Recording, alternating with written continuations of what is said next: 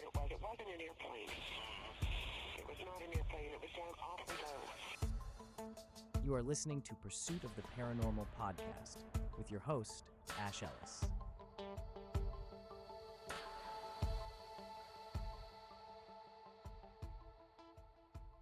Yes, welcome back to Pursuit of the Paranormal.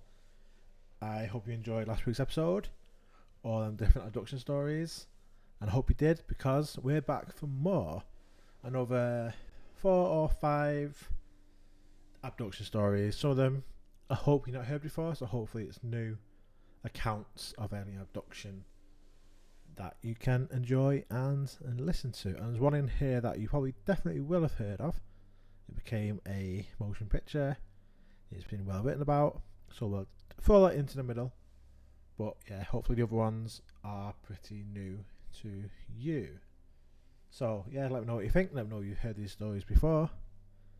Let me know if you're enjoying these abduction tales. So, cracking on. We're going to start over back in America, carrying on from last week. There's a couple there from the States. And this time I'm going to be talking about the account of the Reed family, whose strange encounter in Sheffield, Massachusetts during the 1960s actually did become one of the most famous UFO abduction cases. But let's find out why. So, we're going back to 1954. A strange night at a cabin by Moosehead Lake. Nancy Reed was just 15 years old, spending the night at the cabin with her mother, brother and his girlfriend. In the dead of the night, she and her brother's girlfriend were jolted awake by a blinding light that filled the room. Suddenly, 2 small, tubby figures stood silently in the corner, watching them. Nancy couldn't move, not on her own at least. She felt as though something else was moving her legs for her, while she remained completely paralysed. As the night dragged on and daylight began to creep in, the paralysis slowly faded, but both girls were left feeling incredibly nauseous. This bizarre and terrifying incident would haunt Nancy for years, but it wouldn't be her last brush with the unexplained. Over a decade later, the strange visitations would return, only this time they focused on her 2 sons, Thomas and Matthew Reed. It all started, innocently enough, between 1966 and 1969. Thomas and Matthew began noticing strange orbs in their bedrooms at night. These bright orbs floated around, almost as if they were watching them. Then, just as mysteriously as they appeared, they would vanish into thin air. But that was only the beginning.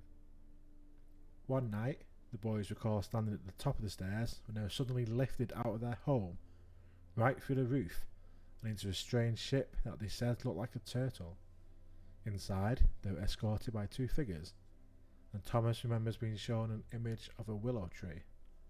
He was told that this tree held great importance. Both boys were also shown pictures of galaxy clusters, and then they heard something chilling. They were being used as part of a study on human genetics and the immune system. After that, they woke up, back in their bedrooms, with no idea how much time had passed. These kinds of encounters weren't a one-time event. The boys were abducted multiple times over the next few years. In one particularly frightening instance, Nancy woke up to find both her sons missing from their rooms. When she finally found them on a trail near their ranch, they were both covered in mud, about 15 feet apart, and in a catatonic state. When they came to, the boys told their mother that a ball of light had taken them. Even more disturbingly, they said they had seen beings standing over Nancy and their grandmother while they slept, as if observing them.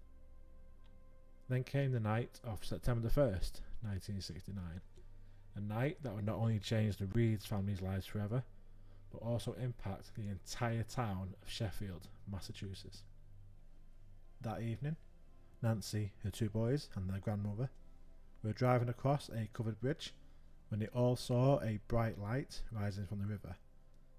Nancy's heart sank. She knew what was about to happen and tried to outrun the light, but the car stalled leaving them helpless. The next thing they knew, they were no longer in the car. Instead, they found themselves inside a huge structure that resembled an aircraft hangar. Thomas later described the inside as being filled with strange lights, almost like fluorescent tubes. And then, just as suddenly, they were back in the car. But something was off. Nancy was sitting in a different seat than when they started the journey, and the air around them was eerily silent. No sounds of birds, no insects, nothing. After a few moments, the world around them seemed to return to normal. But 2 hours had passed, and yet it only felt like minutes. Here is where it gets even more interesting. The Reeds weren't the only ones to experience something strange that night. Local radio stations were flooded with calls from more than 40 people, all reporting UFO sightings and strange lights in the sky. One witness, who was lying in his backyard stargazing, described seeing an enormous craft that beamed light down towards him with colours he had never seen before. His account, like so many others, remains vivid to this day, and he's certain that what he saw was an alien spacecraft. Despite the overwhelming number of witnesses, the Reed family's story was met with skepticism. Thomas even took a polygraph test, which he passed with flying colours, but it did little to silence the doubters. The ridicule took a heavy toll on the family. They were bullied, they were mocked. People would come into Nancy's restaurant just to laugh. The harassment became so intense that they eventually had to board up their home and move away. Fast forward to 2009. Matthew Reed was driving home after dropping off a friend when, at a red light, he suddenly found himself parked near a cornfield. An hour had passed and he had no memory of how he got there. His boots were covered in mud and he recalled seeing a ship in the sky. Investigators from UFON later found strange magnetic anomalies around his car, with compasses spinning wildly and radiation readings spiking. But when they tested areas further from the car, everything was normal. The Reed family story has been featured on countless TV shows and documentaries, including The X-Files. However, the family feels that many of these portrayals have sensationalised their experience, distorting the truth of what really happened. But here's something remarkable. In 2015, the Great Barrington Historical Society Museum recognised the Reed family's case as a legitimate historical event, the first UFO experience ever recorded as fact in the US.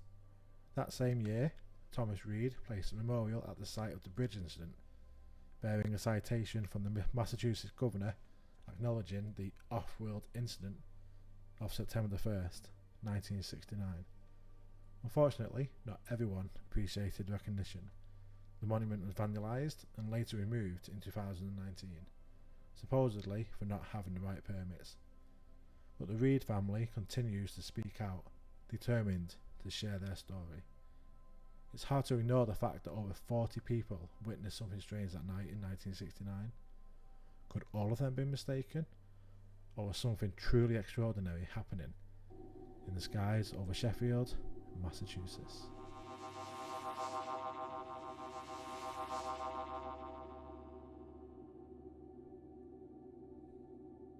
A trip to the other side of the world now, as we head to Gundaya, a small, quiet village nestled in Queensland, Australia.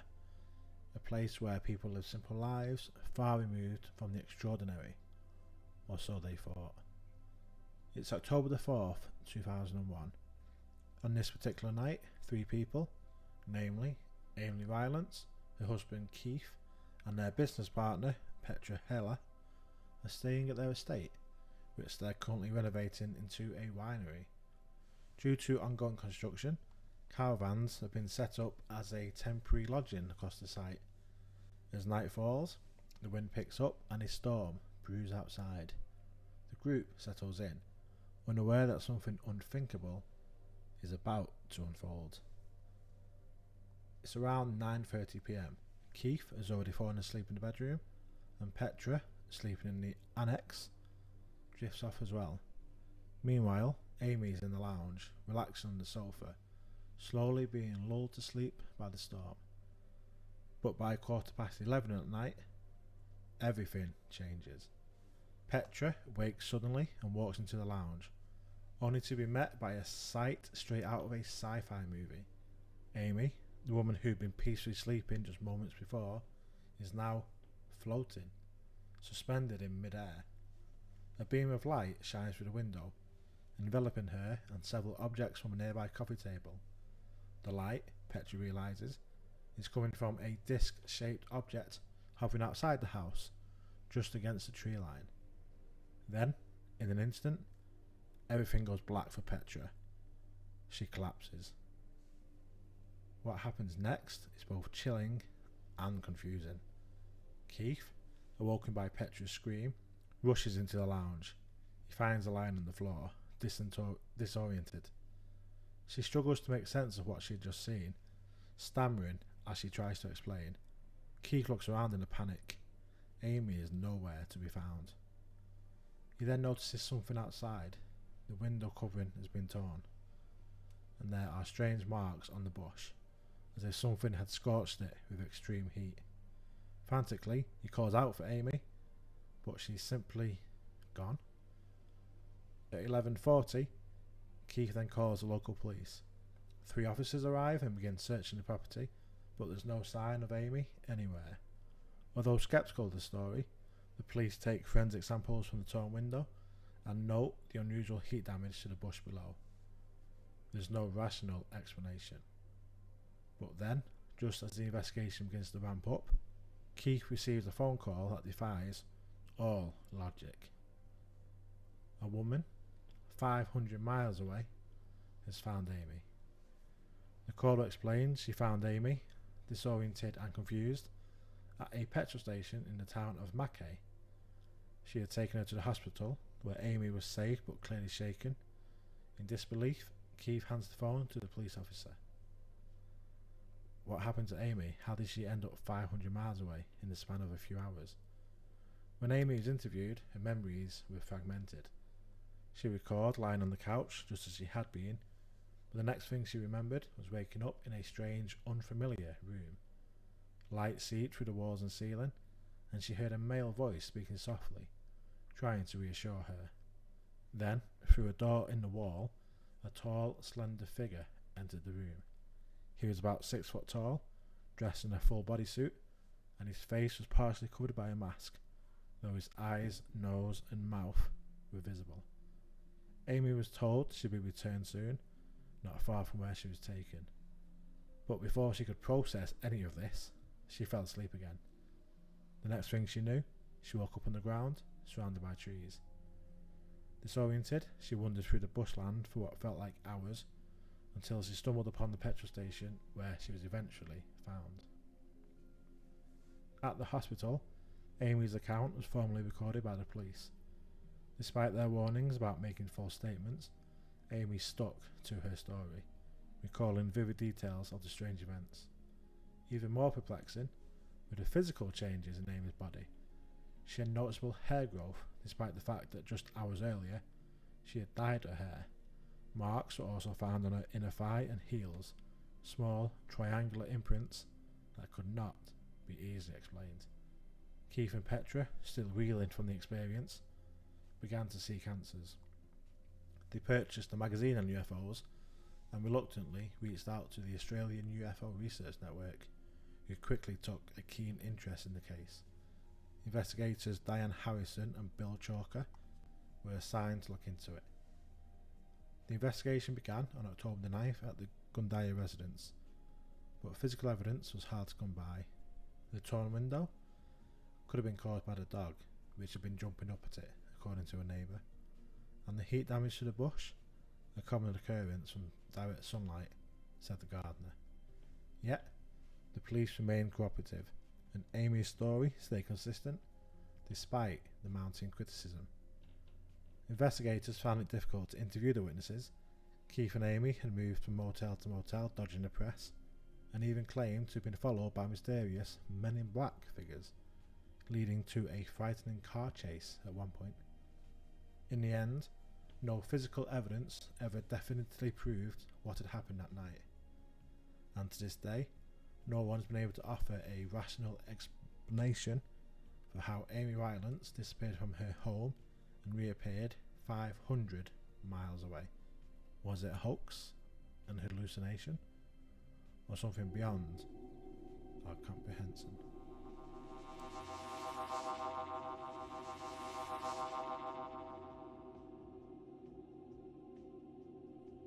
On November 5th, 1975, one of the most well-known and controversial UFO abduction cases in history took place.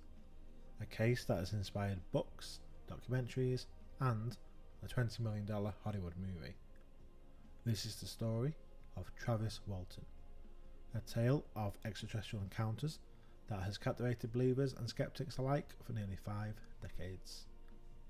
The events of that day unfolded in the Sitgreaves National Forest in Arizona, USA.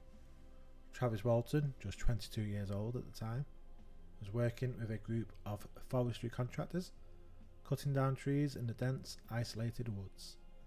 As they wrapped up a long, exhausting day, the crew piled into their truck and headed home. But on the way, something unusual caught their attention. Just off the road, through the thick forest, they spotted a bright, glowing object hovering above the ground. It was saucer-shaped, metallic, and emitting strange mechanical sounds. Intrigued, they brought their truck to a stop for a closer look. Travis, unlike the others, felt drawn to the mysterious craft. Against the desperate pleas of his crew, he stepped out of the truck and approached the object. What happened next would change his life forever. Without warning, a brilliant blue-green beam of light shot from the object, striking Travis and throwing him at least 20 feet through the air. His colleagues watched in horror as his body crumpled to the ground, motionless. Panic took hold. Convinced that their friend was either dead or gravely injured, the men did what most of us probably wouldn't want to admit they'd do. They fled. They sped away, terrified for their own lives. But guilt gnawed at them, and minutes later they turned back to check on Travis. But when they returned to the spot, Travis was gone. What followed was a frantic search and a mystery that would unravel over the course of 5 days. The men reported the incident to the local authorities, but understandably, the story of a UFO abduction was met with suspicion. Deputy Chuck Ellison was the first to respond to the crew's call, and, although sceptical, he later admitted that the men seemed genuinely shaken. If they were acting, Ellison said, they were awfully good at it.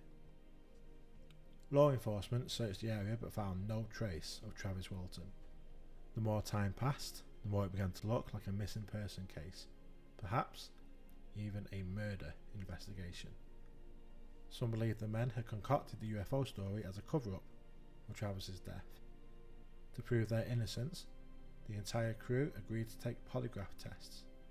6 of the men passed, but 1 test came back inconclusive. Even with this result, doubts lingered, and the story captured the attention of local media and UFO enthusiasts.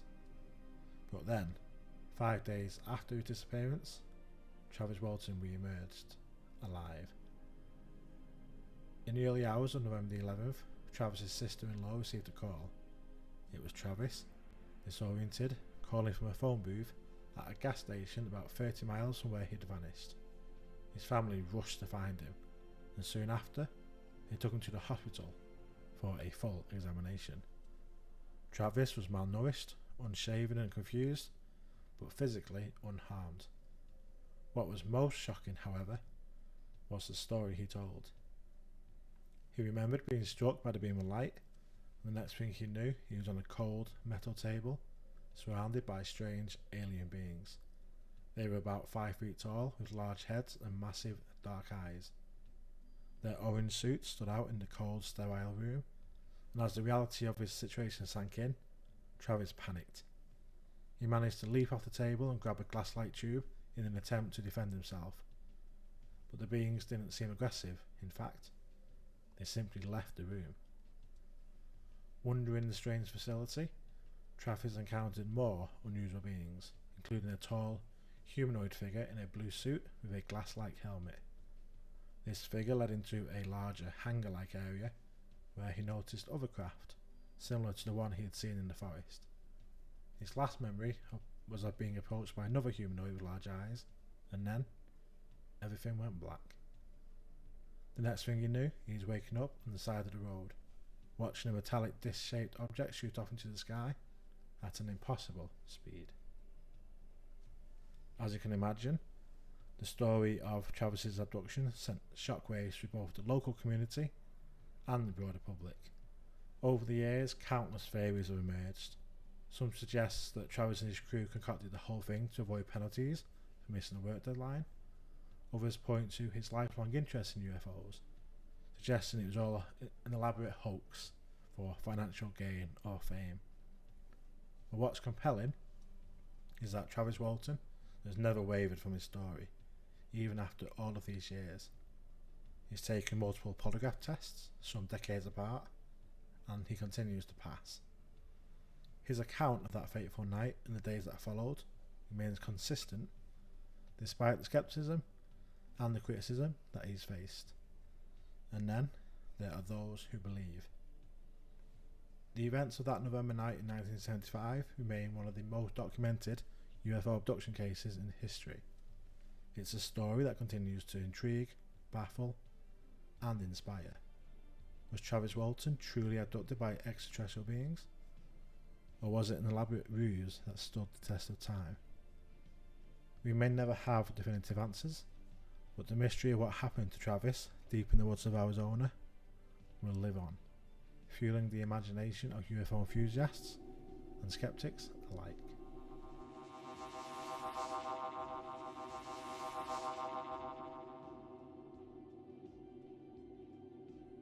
In 1896, the terms alien, UFO, or extraterrestrial were far from commonplace. But that year, an article was published in the Stockton Evening Standard in California that would change how people thought about what or who could be out there. It was November 25th, 1896. Colonel H.G. Shaw and his companion were travelling by horse and carriage on the way to Stockton. The ride was uneventful until something startled the horses. When Shaw looked out of the carriage to investigate, he was shocked to see 3 tall, humanoid figures standing by the side of the road. These beings were unlike anything that Shaw had ever seen. They stood about 7 feet tall, their bodies covered in a soft brown down. They were bald, with long spindly arms that ended in small hands. Their eyes were large, far bigger than their mouths, giving them a strange, yet oddly beautiful appearance, as Shaw would later describe. It was getting dark, but each of these beings carried small lamps that emitted an unnatural brightness. They also had bags slung over their shoulders and what appeared to be breathing devices, which they would periodically suck on. As the light from their lamps cut through the twilight, Shaw and his companion could make out what seemed to be a craft hovering in the sky above them. The beings didn't communicate in any recognisable language or through telepathy, but instead used a bizarre chanting sound. According to Shaw, they attempted to abduct him and his companion, but ultimately they were unable to lift them due to their mass. Rather than running in fear, Shaw and his companion, fueled by curiosity, followed the beings towards a nearby bridge, where a cigar-shaped craft hovered just above. They watched as the beings moved, not by walking, but by what Shaw described as gliding. When they reached the craft, the beings performed a sort of springing leap, effortlessly propelling themselves up and into the vessel. The craft then vanished into the sky, leaving Shaw and his companion bewildered. At the time, many people speculated that the beings were visitors from Mars. The idea of aircraft, especially one that could hover or fly, seemed implausible. After all, the first successful powered flight wouldn't happen until 1903. The only flying machines around then were hot air balloons, the first of which had taken flight in 1793. Even the famed Zeppelin airships didn't enter the skies until the early 1900s. Looking back at the illustrations made in 1896, of the craft. The resemblance to later airships like the Zeppelin is uncanny, particularly in the shape and the small propellers. Could this sighting have been an early unrecorded attempt at human flight? Or was it something beyond our understanding? There's no physical evidence to corroborate Shaw's story. No forensic investigation was conducted, and we're left only with the accounts of Shaw and his companion. Yet, this wasn't the only sighting during that period. In fact, throughout 1896, there were hundreds of reports of strange objects in the sky, many witnessed by multiple people. Could they all be explained by experimental airships? Or were some truly otherworldly? Of course, skepticism is natural. Some have pointed out that Shaw had come from a tavern before the alleged encounter, raising questions about whether alcohol might have played a role in the tale. But even if we entertain that possibility, it's hard to dismiss the sheer volume of similar sightings across the country. Whether you believe Colonel Shaw's story or think it was simply the product of a foggy memory or imagination, this account remains one of the earliest and most intriguing UFO encounters on record. And if it's true, then perhaps ET visitors and abduction have been with us for far longer than we realise.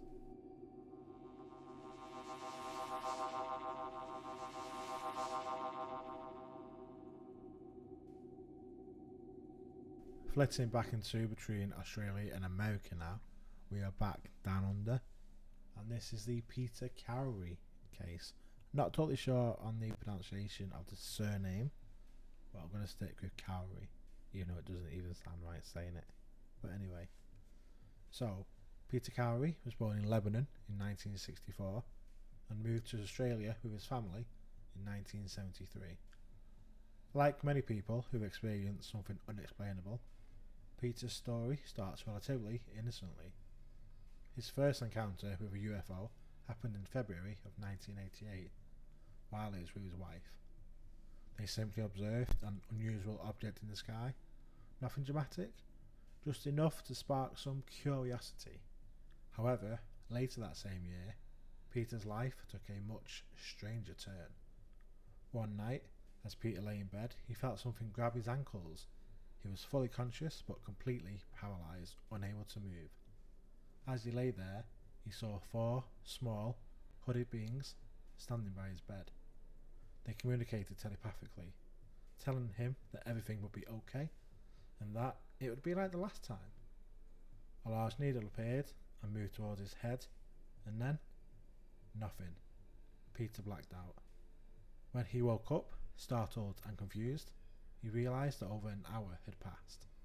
What made things even stranger, his wife noticed dry blood on his temple near a small puncture mark, further deepening the mystery. In the months that followed, Peter struggled to make sense of what happened. That is, until he read Communion, a book by Whitley Strieber, which described eerily similar experiences. It was then that Peter realised he might not be alone in what he was going through. But things get stranger. Fast forward now to July 23rd, 1992. Peter was at home, resting his injured leg in bed. It was around 7:30 in the morning when he suddenly woke up to find 2 humanoid figures sitting on his bed. They were both naked, but something about them wasn't quite human. One was a tall blonde woman with curly hair down her back and piercing blue eyes. The other appeared to be of Asian descent, with dark hair and deep, dark eyes. The faces were unusual, slightly elongated with high cheekbones, and they seemed to be communicating telepathically. What happens next is shocking. The blonde woman moved closer to Peter, forcibly pulling his head to her chest. Peter bit her nipple, but oddly she didn't seem to feel any pain. A small piece of tissue lodged in his mouth, causing him to cough, and just like that, both beings vanished. Peter, confused and unsettled, went to the bathroom. What he found was even more perplexing. His penis was sore, and when he pulled back his foreskin, he found 2 long, blonde hairs wrapped tightly around it. He struggled to remove them, feeling a burning sensation as he did so. but he managed to collect the hairs and place them in a plastic bag, with Peter later reflecting, saying, "There's no way those hairs should have been there. Something bizarre had clearly happened." But the story doesn't stop there. In 1996, Peter decided to undergo regression therapy with Harvard psychiatrist John Mack. Unfortunately, the sessions didn't reveal much more than a few fragmented memories, mostly being on a table in a brightly lit room. What's compelling here is that Peter was reluctant to share his story, which to some lends credibility to his claims. He wasn't out seeking fame or attention. Now let's get onto the science. So there were 2 blonde hairs Peter collected, which were analysed by the Anomaly Physical Evidence Group using polymerase chain reaction testing, PCR testing, the standard method for DNA analysis. The results: the hair was indeed human, but with some very unusual characteristics. It wasn't from someone who's Caucasian, as you might expect from a blonde hair. Instead, the DNA showed markers belonging to a rare genetic group, typically found in Chinese Mongoloid populations. Even stranger, this specific genetic marker has only been recorded in 4 other individuals worldwide, all of them Chinese, and all with black hair. So how does a blonde hair show up with such a rare genetic profile? That's the big question. And there's more. The hair's root and strand show 2 different DNA results, a phenomenon that's difficult to explain. And perhaps most intriguingly, the DNA contained a rare marker that makes individuals resistant to diseases like HIV and smallpox. Could this indicate genetic manipulation? Maybe even cloning? Some theorists believe so. Others suggest it could point to time-travelling humans, or even ET hybrids. Despite the bizarre nature of this case, Peter Khoury's story didn't end in 1992. In 1996, he had another encounter where he claims to have seen small hooded beings passing through a mirror in his bedroom, levitating him off the bed. His experiences raise as many questions as the answer. So, there's plenty of skeptics with this case. For example, why wasn't the DNA research published and peer-reviewed? Why would Pete have the presence of mind to collect the hairs after such a traumatic event? And what about the hair sample? Where and how was it stored before it was tested? Could improper storage have affected the results? These are valid questions and unanswered questions. But the story is fascinating and perplexing, even now, decades later. Whether you believe it or not, it's hard to deny that this case, with its strange mix of DNA evidence, telepathic beings and mysterious encounters, is one of the most extraordinary alien abduction stories ever told.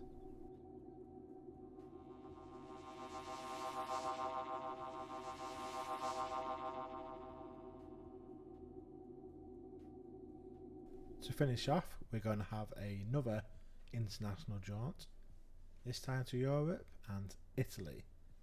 And we all know that feeling, counting down the seconds until our lunch break at work, even if we just grab a quick bite at our desks.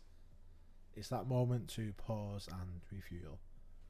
But what if your lunch break took you somewhere far, far away? Somewhere you never expected? Not just out of the office, but far beyond Earth itself. That's exactly what happened to Luciano Galli back in 1957. It started as a typical day in Rome. Galli was heading back to work after stepping out for lunch, just like many of us would. But what happened next?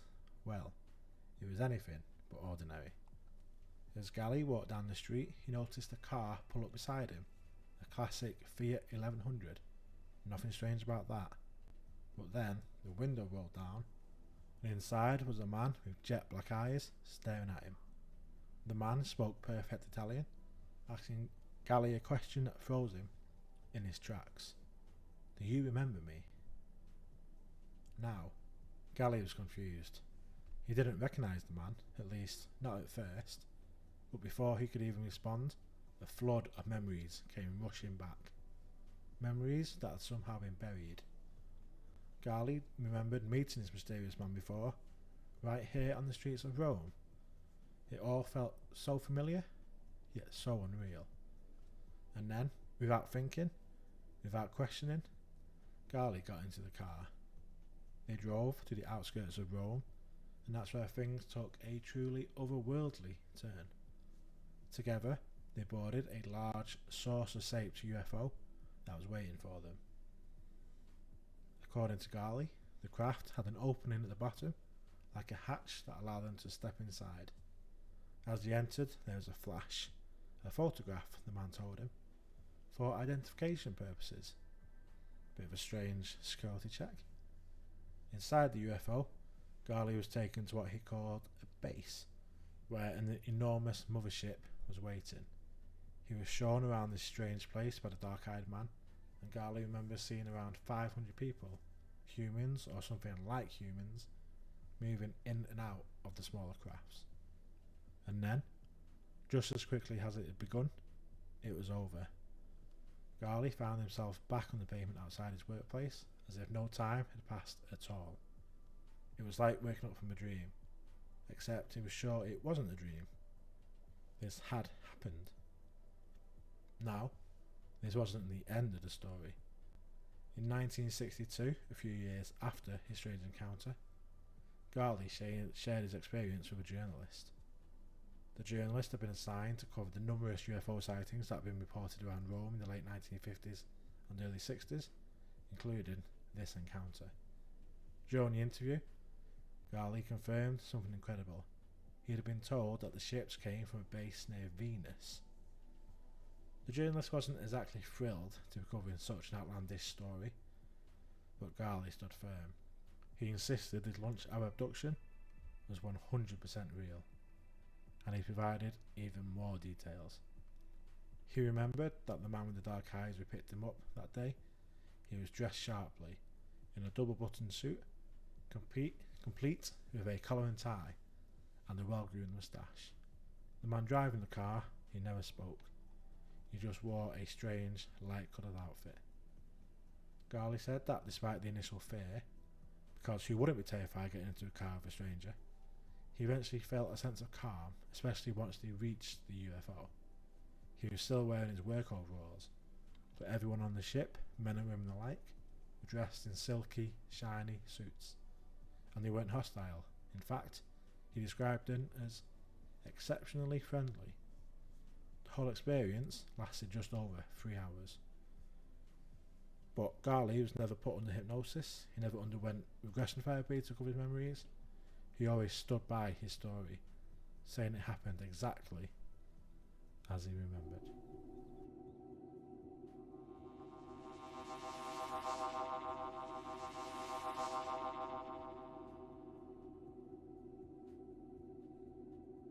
So that is it for this alien abduction couple of special episodes. I really hope you enjoyed those accounts. Some terrifying, some intriguing, and certainly very, very interesting. Hard to believe, hard what not to believe. Some really strange encounters there, let's say. Thanks for listening again. And next week we have a very interesting interview. I'm looking forward to this one. So make sure you check that out in a week and hit all those like and subscribe buttons. Thank you very much, and until next time, keep looking and stay weird. Thanks for listening to Pursuit of the Paranormal with Ash Ellis. Title music created by Steve Yarwood and Ambienfinity. If you like the show, please follow us on Facebook, YouTube, TikTok, X, and Instagram. And if you really like the show, please rate and review the show wherever you are listening. It really does help. See you next time, and until then, stay weird.